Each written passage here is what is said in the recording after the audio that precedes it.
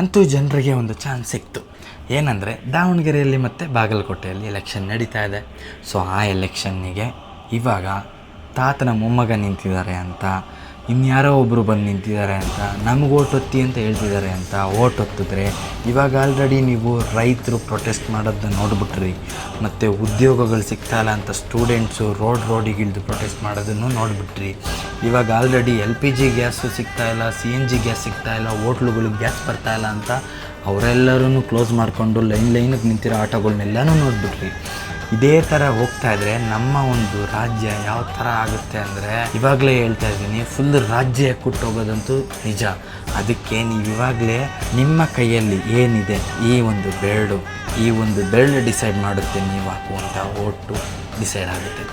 ಈ ಓಟ್ನ ನೀವು ಯಾರಿಗೆ ಏನಕ್ಕೆ ಯೂಸ್ ಮಾಡಬೇಕು ಅಂತ ನಿಮಗೆ ತಿಳ್ಕೊಂಡು ನೀವು ಯೂಸ್ ಮಾಡಿದ್ರೆ ನಿಮ್ಮ ಒಂದು ಮುಂಬರುವ ಫ್ಯೂಚರ್ ಚೆನ್ನಾಗಿರುತ್ತೆ. ಅದನ್ನು ಡಿಸೈಡ್ ಮಾಡಿ.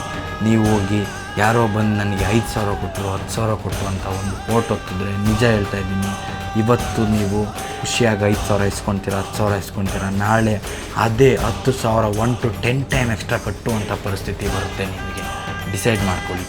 ಇವಾಗಲೇ ನಿಮಗೆ ಪೆಟ್ರೋಲ್ ಬೆಲೆ ಜಾಸ್ತಿ ಆಗ್ತಾ ಇದೆ, ರೇಷನ್ ಬೆಲೆ ಎಲ್ಲ ಜಾಸ್ತಿ ಆಗ್ತಾ ಇದೆ. ಸೊ ಡಿಸೈಡ್ ಮಾಡಿ, ನಿಮ್ಮ ಒಂದು ಓಟು ಬೆಲೆ ಕಟ್ಟುವಂತೆ ಇರಬಾರ್ದು. ನೀವೇ ಅವರನ್ನು ನನಗೆ ಬೇಕಾದಂತೆ ನೀವು ಕೆಲಸ ಮಾಡಬೇಕು ಅಂತ ಇರಬೇಕು ಅಂದರೆ ಇವತ್ತೇ ಡಿಸೈಡ್ ಮಾಡಿ ಓಟ್ ಹಾಕೋದು. ಕರೆಕ್ಟಾಗಿ ಓಟ್ ಹಾಕಿ. ನಮಗೆ ಬೇಕಾದಂಥವ್ರು, ನಮಗೋಸ್ಕರ ಸದನದಲ್ಲಿ ಮಾತಾಡುವಂಥವ್ರು ಬೇಕು ಹೊರತು ಅವರಿಗೋಸ್ಕರ ಸದನದಲ್ಲಿ ಮಾತಾಡುವಂಥವ್ರು ನಮಗೆ ಬೇಡ. ನಮಗೋಸ್ಕರ ವಾಯ್ಸ್ ರೈಸ್ ಮಾಡಬೇಕು ಅವ್ರು, ಅಂಥವ್ರನ್ನ ಸೆಲೆಕ್ಟ್ ಮಾಡ್ಕೊಳ್ಳಿ ಅಷ್ಟೇ. ಧನ್ಯವಾದ.